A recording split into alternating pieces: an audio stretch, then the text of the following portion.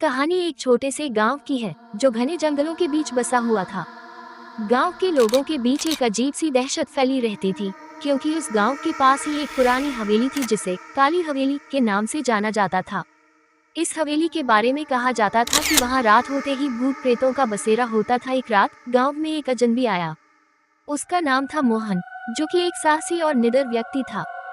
गांव के लोगों ने उसे काली हवेली के बारे में चेतावनी दी, लेकिन मोहन ने उन कहानियों को महज अफवाह मानते हुए अनसुना कर दिया। उसने फैसला किया कि वह उस हवेली में जाकर देखेगा कि वहां सच में कुछ भूत प्रेत हैं या नहीं। अगले दिन सूर्यास्त होते ही मोहन अपने साथ एक मशाल लेकर हवेली की ओर चल पड़ा। हवेली के पास पहुंचते ही उसने देखा कि वहां का माहौल बहुत ही भयानक और डरावना था। हवेली की टूटी फूटी दीवारों पर काले काले धब्बे थे और हवेली के अंदर से अजीब अजीब सी आवाजें आ रही थी। मोहन ने अपनी हिम्मत जुटाई और हवेली के मुख्य दरवाजे को खोलकर अंदर चला गया। अंदर घुप अंधेरा था, लेकिन मोहन ने अपनी मशाल जलाई और आगे बढ़ा। हवेली के अंदर हर चीज पुरानी और धूल से ढकी हुई थी। जैसे ही मोहन ने एक कमरे का दरवाजा खोला, उसने देखा कि वहां एक पुराना आईना रखा हुआ था। आईने में उसे अपनी परछाई दिखाई दी, लेकिन जैसे ही उसने नजरें हटाई, उसने देखा कि आईने में कुछ अजीब सी आकृतियां भी दिख रही थी जो उसे घूर रही थी।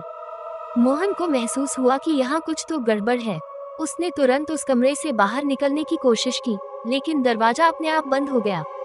तभी उसे अचानक ठंडी हवा का एक झोंका महसूस हुआ और उसके चारों ओर एक भयानक साया मंडराने लगा। वह साया धीरे धीरे मोहन के पास आता गया और उसके कानों में फुसफुसाने लगा, तुम्हें यहाँ नहीं आना चाहिए था। अब तुम कभी यहाँ से नहीं जा पाओगे। मोहन ने डर के मारे जोर से चीख लगाई, लेकिन उसकी आवाज हवेली की दीवारों में ही गुम हो गई। उसे ऐसा लग रहा था कि वह अब कभी इस हवेली से बाहर नहीं निकल पाएगा।